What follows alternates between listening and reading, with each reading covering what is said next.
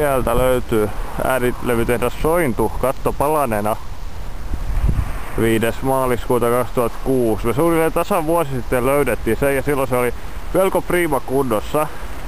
Nyt on niin sanottu Turku-ilmiö edennyt sillä tavalla, että ei siitä ole katto palannut eikä siinä muuta ole mitään jäljellä.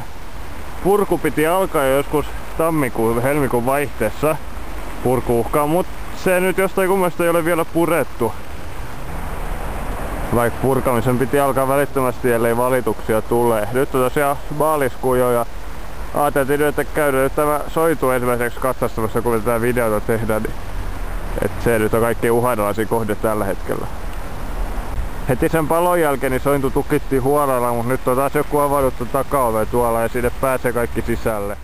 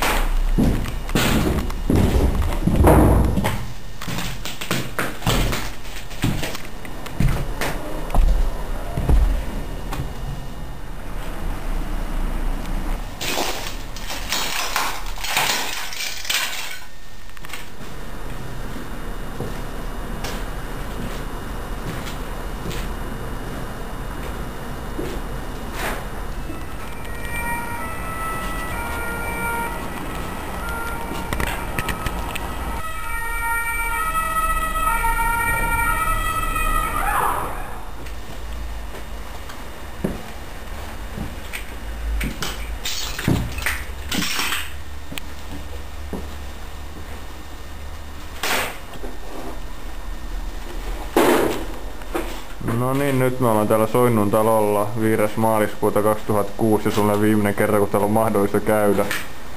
Täällä on vandalisointi aika pitkä, niin kuin näkyy tuskin mitään ehjää täällä on nähtävissä enää. Täällä on ollut tämmönen studio, mutta nyt tässä on enää tosiaan kananmunakennoja jäljellä. Ja siellä on jotain pimeitä huoneita ja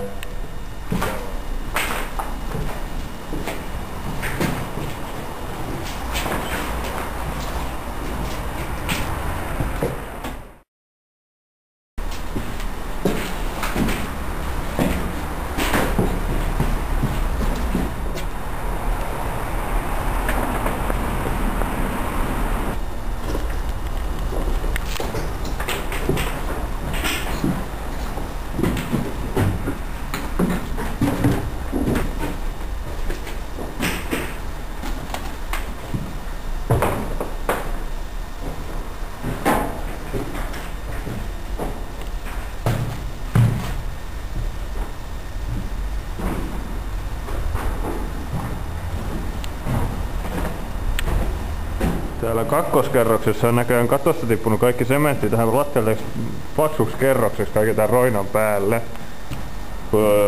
Tässä on kaikki kosteusvauria ja semmoista, mitä ei palon jälkeen tapahtuu, kun tuolla katto on tietty täynnä vettä. Saa nähdä, kuinka kauan tuo katto pysyy pystyssä.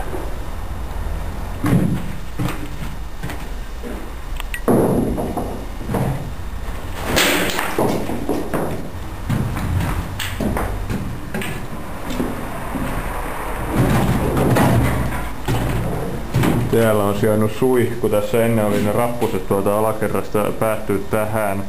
huoneessa on se huonon tukittu ja nyt tähän tosiaan on suihkurakennus, joku yrittää tehdä tästä asunnon itselle. Täällä oli ennen makuuhuone, oli tässä näin, mutta se on nyt kanssa aika tuhottu ja olohuone toi tuolla noin.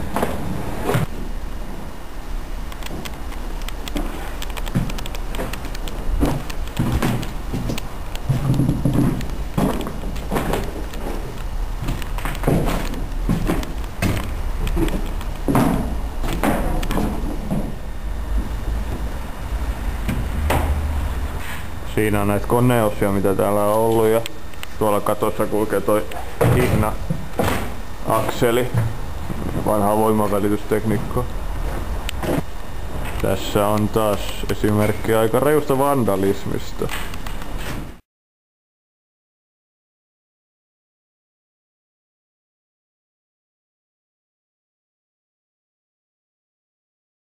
Kun me löydettiin tämä rakennus talvella 2004-2005, se oli vielä varsin hyvässä kunnossa. Tässä on vintti ja tässä seuraavassa on kakkoskerros.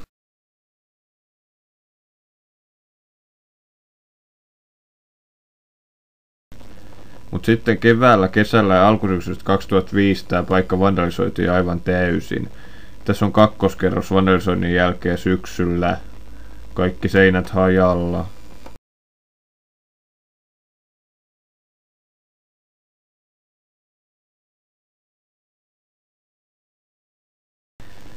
Ehdittiin me muutamia videopätkiäkin kuvata Soinnussa ennen sen paloa syksyllä.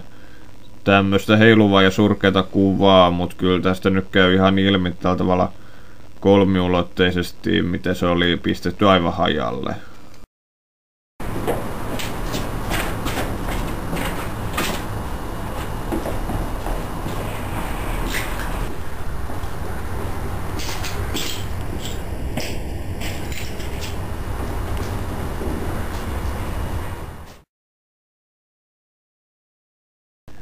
Ja sitten lokakuun 24.2005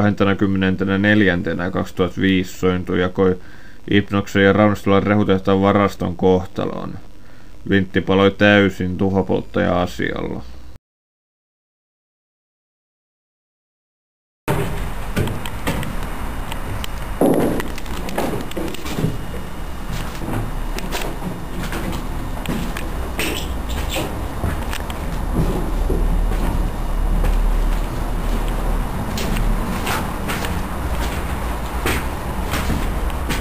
Tässä on nyt tää katto. Muutamat tyypit on käynyt täällä tässä mitä ennenkin näköjään. Nyt päätyä vähän vahvistettua siellä puilla, ettei ne ihan sorru ihmisten päälle. Täällä tosiaan raivos viime syksyn aika raju tulipalo ja tollasia puita ja hiiltyneitä on jäänyt tonne maahan, jotain koneosia näkyy sieltä seasta. Tosiaan ei tää rakennus, kun tää lumi tästä vielä sulaa, niin ei kyllä kovinkaan hyvin tällä mene sen jälkeen. Tässä on tämä ovi tänne kuin ennen vintille. Tuolla oli tietokone tuolla päällä, mutta nyt sekin on vähän palanut. Täällä rappukäytävä on ainoa tässä, mikä on vähäkään ehjässä kunnossa. Tästä vanhasta Soinun vintistä ja siinä on ulkomaisema, siellä on myllytunneli.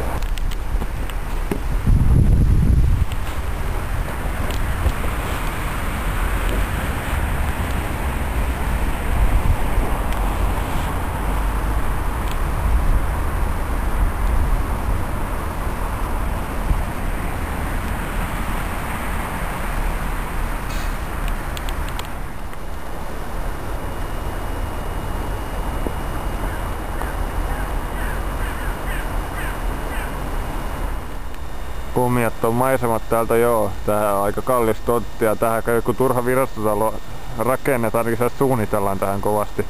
Ei mitään käyttöä siellä kyllä vielä keksitty, mutta tontti on vaan niin hyvä, että jotain on pakko rakentaa.